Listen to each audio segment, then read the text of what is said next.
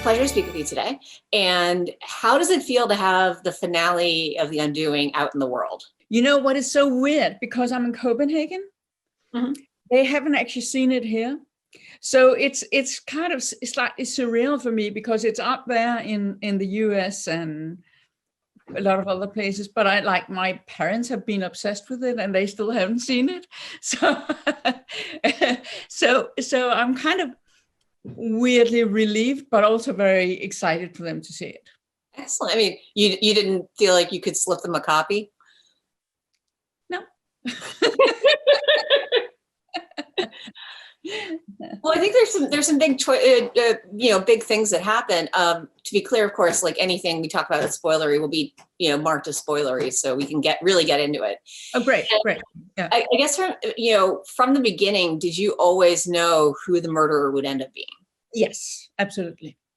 The whole point of a series is sort of that sort of thing of, even if you are a hugely intelligent, sensitive person, you are actually capable of not seeing what's in front of you.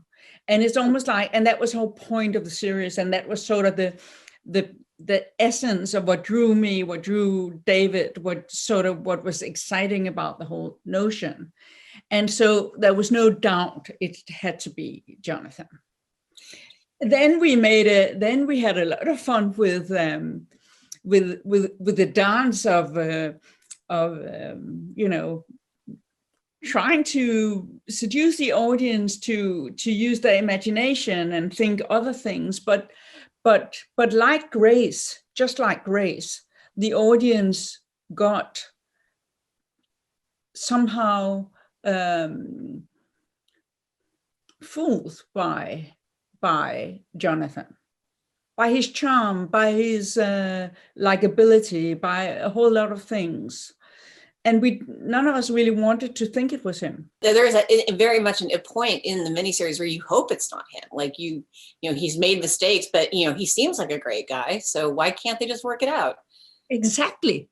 That's the whole point. I think we've all been confronted. I mean, I want to talk for at least most of the women I know, but probably a lot of men as well. We've all at some point in our lives, bumped into that guy. Mm-hmm. We just really want to think he's super nice. And every rational thought points against him being a nice guy, but we still want to think it. In terms of that, I feel like whenever you approach a mystery, like it's always interesting when it's most of the time with mysteries, it's you're expecting like the unexpected person to be to ultimately be the killer. What was it about subverting that appealed to you? Like it's he was the suspect from the beginning, and it turns out he did it. I think that arc of holding hands with Grace, of experiencing exactly what Grace is experiencing, is a very fascinating, interesting trip.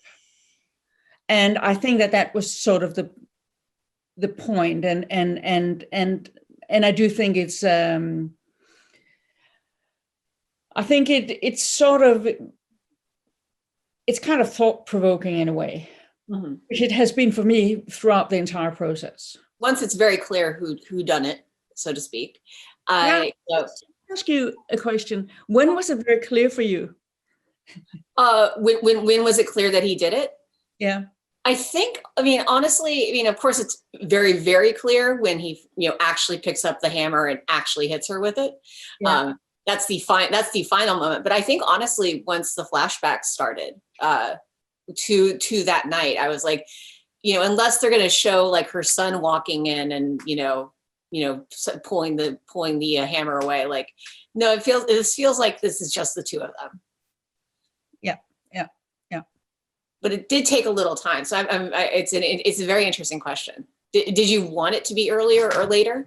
No, but I think it's sort of fluid a bit, because I think it has to do with how you perceive Grace, mm-hmm. and how you perceive what Grace does in the court case. Because once you realize once you realize she's playing him in the court, you kind of go, oh dear. And then you kind of go, is she actually a villain? But then you kind of, it becomes very, very tricky thinking that she'd be the villain. And then when you kind of realize that when you get into the flashbacks, you kind of definitely know it. Yeah, I mean, I saw it. It's interesting. You know, I'm glad you brought up the courtroom sequences, because those are really important to this episode. In terms of her making that choice, it does feel like there could be almost, you know, it could just be her, you know, getting her vengeance for him just having the affair to begin with. Like, it doesn't necessarily need to be tied to the actual murder. In terms of directing that sequence, you know, what was, you know, how did you and Nicole kind of find that, you know, right balance of, you know, letting the audience in on what she's actually planning?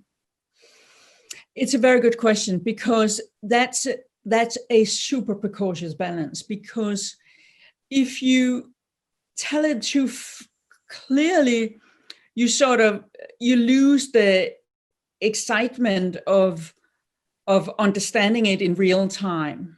Uh-huh. But if you don't make it clear, then you don't understand what she's doing, because it's sort of like a complicated legal conceit in a way. Uh-huh. And so it kind of needs to be layered in advance. And it was very tricky. It was, you know, the call to Sylvia, little Rape, like, hey, I need your help with something. The understanding that little Rape probably told the prosecutor something. Mm-hmm. All of those small little bits, which prepares you for understanding that Grace is doing something, that she has a plan, that she has some kind of scheme, and then you need to experience it in real time. It's a very weird balance between being in control and being emotional. I mean, you know, were you able to, how much was there in terms of block shooting? Like, were you able to shoot things relatively chronologically? No. Shot chronologically. But I never really been such a great fan of shooting chronological. I always feel, ever since I started, because it was a kind of like, even at film school, it was a kind of, hey, we need to shoot chronologically. And I always felt that there were gifts, there were odd, unexpected things in not shooting chronologically, because you've shot something which comes way later in the storytelling, you got something which you didn't anticipate. Uh-huh. And a lot of filmmaking and television making is about all those gifts you didn't know was coming at you. And I often think not chronological does that a lot. The reason I asked is I was curious if Grace's testimony was one of the later things you shot in the series. It was sort of, I mean, I want to say it was just over half. Uh-huh. We went to the court. I can't remember exactly how it went, but it was in the later half of the shoot, but not the actual ending. Great. Speaking of the actual ending, you know, it's a pretty, quick, series of events. When, I'm sure that's, from the script. In working with David E. Kelley, like, what was kind of, what did you really want those last 10 minutes to communicate? I guess the main thing is, we've been dealing with that sociopath for almost 6 hours, and we've been seduced by him. He's been allowed to have us we've been played by him. And I wanted to see the full force of his, I won't call it insanity, but there is something that thing which is definitely not healthy in a sociopath. Mm-hmm. I wanted us to see it. I wanted us to feel it. I wanted us to understand it. Right. And that's what the ending is about. I mean, having his son there, adds such a different level to it than it would, otherwise. He's uncompromising in his sort of, what do you call it, like in his sort of deceit of truth. Well, yeah, and also I think like anyone who puts a lot of effort into creating a facade, like the most terrifying thing for them, the most dangerous thing for them is losing it. Yeah, but he's still almost believing his own lies. I mean, like when the boy said, "Yeah, you killed somebody," he says, "Yeah, no, that wasn't me. That was someone else." I mean, he's sort of able to, like a lot of sociopaths are, able to kind of twist it in his own mind. So no, he didn't really do anything wrong. I mean, somebody inside of him did it. If you had the opportunity to take, just have one more scene at the end of the series, would you have wanted it? And what do you think what you would have wanted it to be? No, I mean, if I had wanted one more scene at the end of a series, it would have been that. Excellent. So no. So you really, what is it for you that about like that cutting it off there that, is important for you? She has realized who he is, what he is. Henry has realized who he is, what he is. He's been taken away by the police. Yeah, there are things which hasn't been resolved, but I don't necessarily think that every single beat needs to be resolved. And maybe I'm just trying to convince David to write a season 2. Well, I think I saw some commentary. I think I saw that some commentary that their season 2 wasn't the most likely thing, but is that something you would be interested in? There's nothing on it. I'm just saying that, there are no plans for it, but I was just, it's fun though. It's fun to think about. And, there's a track record for limited series getting a second season. So I was actually saying it as a joke. Yeah. Right. I mean, how was it working with David, just in terms, because, when you have one writer and you have one director, it's, you have to have I think a pretty good collaborative relationship. We had a great relationship, great collaborative relationship. I mean, kind of, I want to say pretty perfect. I mean, he's so smart. He's so sort of, and he's so relaxed about it. Like, it's like, he would send me things, I would comment on them, and we would have discussions, but it was totally collaborative. Is when you guys are working together, is his focus, are you guys both equally focused on story and tone? Or is he more, I'll focus on the words and I trust you to kind of create what the show should feel like? Yeah, I think that it's more the latter of the two, but I would also try out thoughts with him. I would also kind of what do you think about this? Or he would do the same, because there is a kind of intimacy with the material that I think the writer has and the director has at that point, where we kind of know what are the consequences further down the line with this, and so I actually felt it was boringly uncomplicated, our collaboration. Sometimes it's easier talking about things which are tricky and difficult. I can't do that here. Of course. So in general, one thing, looking over your work, is you have a lot of opportunities. You've had a lot of opportunities to kind of bring together actors and then basically almost immediately put them together in really intimate scenes.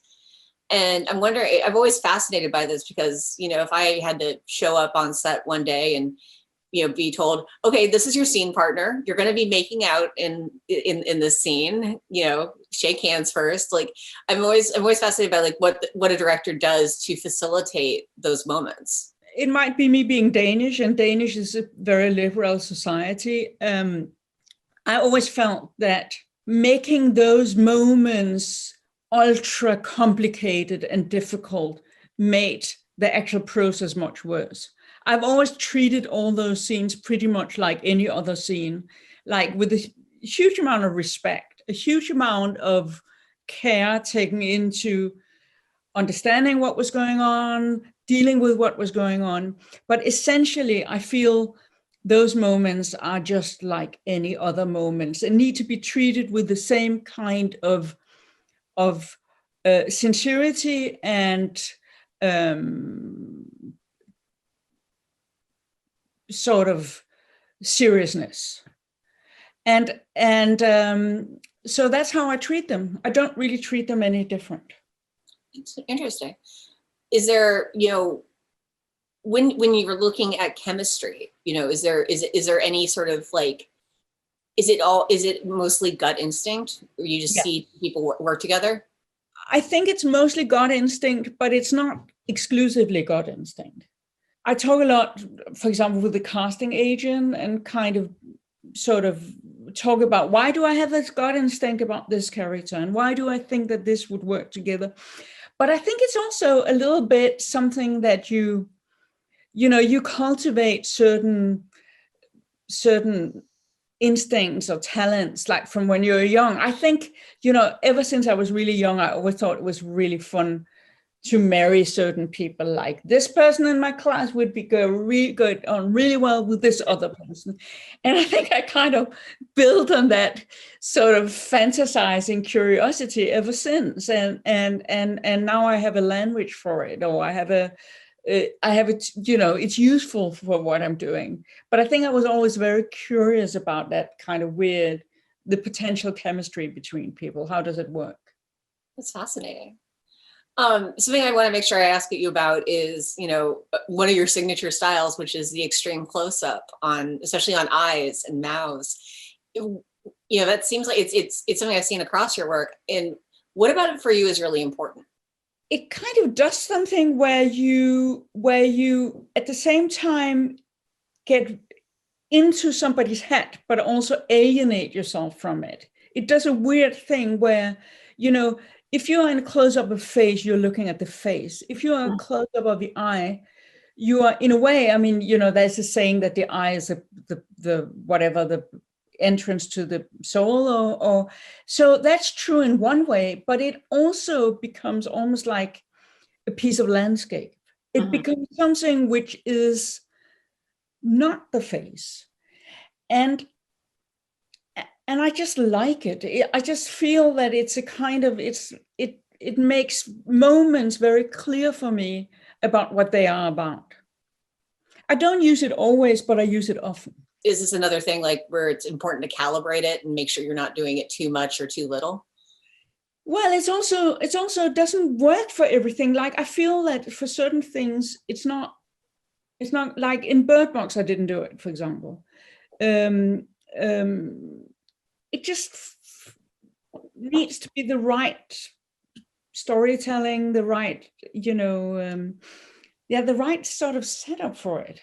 You really seem to love quiet moments. How have you approached, that with also, you want to have music in there. You want that, dramatic language. Everything in movie making or television making is about contradictions. Mm-hmm. Like, you have one thing and then you need something else. And, or you have like a close up and then you want a wide shot, or you have quiet and then you want a sudden huge sound, or something which is very kind of huge and big and violent, and so I think it's always like that. And so it's a little bit like music. Like, if music only runs on one kind of tune, for me it becomes boring. And it also becomes boring if it's just all noisy. I like that sort of where it weaves in between the two extremes. So I want to ask you about a couple of casting moments in your career. One is I really loved After the Wedding, and especially, and I saw it after, of course, Mads has become a really big international star, and getting a lot of really high profile roles. And I was curious, of course he had a Danish career before that happened, but what has it been like to kind of see him suddenly become the bad guy in everything? And he's such a nice guy. Often really nice guys are great at playing bad guys. It's great. It's wonderful. I mean, you know, I think one of the joys is that you can, you know, enjoy your friend's success. And he's a brilliant actor. He's an amazing actor. And he has that weird sort of, he's very dignified in everything he does. And so it's been like just a pure pleasure watching him go from one baddie to the other. What do you feel like it is about him that, you know, you said he's a nice guy, and that leads to him, and nice guys often play great villains. You know, I'd love to hear a little bit more about that, just because, you know, he does seem to really hit that angle so well.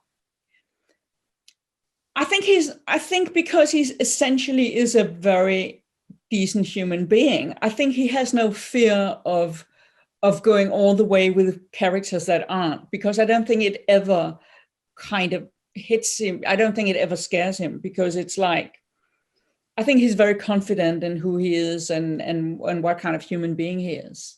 And he's just super talented actor and very handsome. Oh, yes. Yes, indeed. The other person I wanted to ask about was Olivia Coleman, who, you know, I loved in The Night Manager, and she clearly, you know, the fact that you accommodated her pregnancy for the character, and it adds this whole other layer to it, is wonderful. You know, what has it been like seeing her have this whole late career renaissance? She's such a great actress. She's such a great actress. I mean, it's like a joy to watch whatever she does. Like, you kind of, you know, she's so effortlessly real, and in control, and funny, and accurate. I mean, yeah, it's, you know, I'm in awe. In terms of the After the Wedding, you know, there was this, you know, there was a you know, English adaptation, and it was gender flipped. And I was curious, like, from your perspective, what was your perspective on that choice? And, you know, have you seen the film? Do you have any thoughts on it? I was very excited about it. I thought, well, that's interesting, you know, because I guess, you know, I did my film, and it's there, and it's sitting there, and I was just, I thought it was really fun to have a gender swapped, and I liked the film a lot. How are you feeling about going back and forth between, you know, working in your native country versus doing English language work? I find it very natural and uncomplicated. I mean, you know, the biggest thing is I miss my family when I'm away. But other than that, I'm enjoying working in English language. Are you talking to me from your home there right now? Yeah, I'm talking to you from Denmark. Yeah. Oh, wonderful. Yeah. This is why it's so dark. It's completely dark outside now. Yeah. So I want to make sure I ask you about the experience of making Bird Box, just because that was, you know, does that feel different from making you know, a film that you wasn't necessarily going to go to Netflix right away? No, it didn't feel different. I think a big difference for me was I hadn't done that kind of genre before. And so that was kind of like a lot of fun getting to try that. But it was, I mean, it was fantastic working for Netflix. I mean, they were super supportive and super, like, very serious and and they were great partners. Like, I had a lot of talks with them all the way, and yeah. I mean, did you have a sense of the film becoming such a phenomenon over the course of its? No, I think both Sandra Bullock and myself were like, I mean, we kind of felt that, you know, we had test screenings and it scored really well at the test screenings. So we were kind of hopeful, but you never know. And then it just took off in a crazy, crazy way. And I remember kind of Sandra Bullock and myself kind of texting to one another, are you looking at Twitter? Are you looking? I mean, it just went bananas.